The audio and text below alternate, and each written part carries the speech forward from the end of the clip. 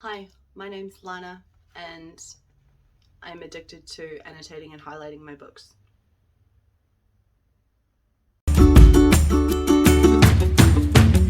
Danger zone. Just this morning I woke up to a notification from Twitter that was this.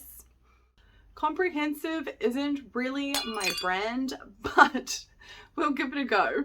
Kia ora friends, welcome back to my channel, Lore and Lullabies. I'm Lana. I have been requested to do a video on how I annotate books. There are so many good videos that I suggest you also check out to find what annotating style works for you. This is what I have found has worked for me and has progressed and become more complex, I guess, since I first started annotating 2 years ago. So firstly, I just want to say I don't annotate every single book that I read. That would take way too long. I do have 3 categories or things that a book must fit in order for me to annotate it. The first kind of book that I annotate are the chunkier books, particularly in fantasy. There's a lot of world building, a magic system, ensemble cast, and oftentimes a lot of plot points where you think, that's going to be important later. So what do? You highlight it. Those are the really basic ones that I tab for, but I'll get more into that later. The next categories are if it is a book club book where there will be a discussion taking place.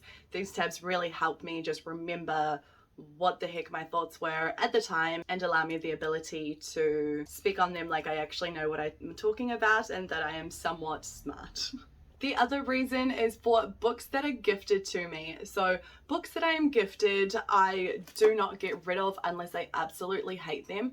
But most of the books that I get gifted are on my wish list. So I know that I want them, I know that I'm probably going to love them, so I tab that shit up. The other category is so extremely broad, it is ridiculous. It is if I give it a 4 or higher prediction. If I'm doing a vlog for a specific book, I will also annotate that again so I can remember my thoughts and get them across to you fine people. I do also have a notebook where I write my thoughts down as well as I am reading through the book. This is on like characters or anything that sticks out for me, and then I sort of just round it out into a review, and that's usually what goes on Amazon and Goodreads. Yes, I have also tabbed my journal. Let's just tab everything! I keep all of my stationery in a little box. Here it would probably be more practical to leave it in a pencil case, but my 2-year-old is aware of what is contained inside of pencil cases, so that's just a no-go for me now. In here I have my tabs. I usually use these as bookmarks as well, so it's kind of a 2-for-1 deal. For most of the tabs I also have corresponding highlighters that I use for each. So obviously if it is a purple, I highlight with purple. Really simple, not complex at all. I do like to write in books as well. Usually it's just expletives. Oh shit! Oh shit! Oh shit! No!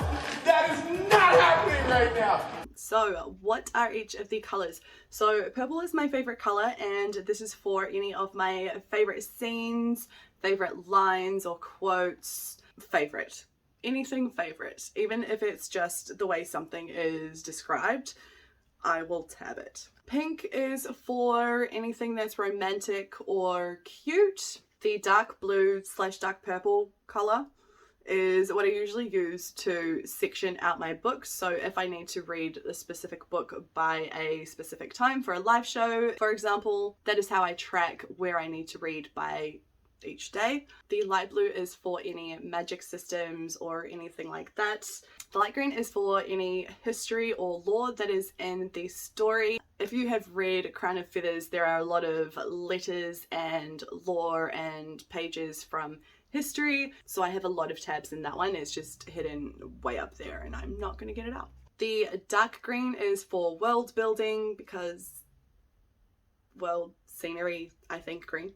But I also think a green tab is just universally known as the world building tab. Yellow is for plot points or plot holes that I think will be rounded out later. This is also where I write any predictions that I have in the book itself or in my notebook. I like to know exactly where that was so I can check back later and see what my thought was at the time.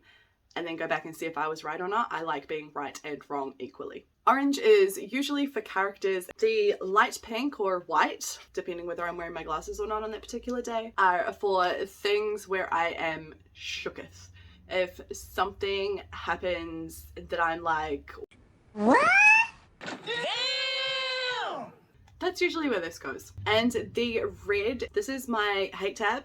So that is when either something happens that I don't like, a character says something that I don't like, there are really hard themes in it, or I'm triggered. That is where I put the red tab. Almost always there is a highlight on the first page because it is world building. Green tab for world building, green highlight. I used pink for this because I couldn't find my purple in this instance. This is a favorite paragraph that I read and I was just like, this is beautiful. I absolutely love it, and voila, it is highlighted. So this one, if you can see here, is tabbed but it isn't highlighted, and this is just like a cameo or where we first see a character from the first one who happened to be one of my favorite characters and I was hoping to see in this book, so I heavily underlined it because I was like, yes! It does take me a little longer to read a book if I am annotating it, especially if I'm going all in. There are, however, times where I start annotating because a book is so good, but then because the book is so good, I completely forget annotating and just devour the book in one sitting. That was the case for Sword of Kaigan with me. You can see that it started off being tabbed. There are only a few tabs in this one. There are only a few colors, but as you can see, there is a lot of pink. I didn't have purple at this time, so it was pink for all of the things that I loved. But then I just got to the point where I couldn't put the book down. I couldn't stop to annotate because it was so freaking good. I just had to keep going. This is also a thing. My annotation system is not perfect. I am extremely flawed, and that is what happens. I usually only do that with 5-star books that I am most likely to reread, because then on the reread I can re-annotate. When I spoke about flexibility in my reading, that also applies to books such as these. I didn't know if I was going to like it. Turned out I did. But if you can see here, I did write up here, and I also tabbed it with a down pointing arrow at the top. Don't mind the dog ear. I'm not a monster. That was a punishment for not completing my TBR. So yes, that there. Don't pay attention to what it says because those are my raw thoughts as I thought them. I had a couple of interesting thoughts with this one. And then surprisingly, I actually loved it. So there you have it. That is how I annotate in my weird, crazy, wacky way. If you've been here a while, you know how chaotic my brain is, my personality is. It's a whole thing.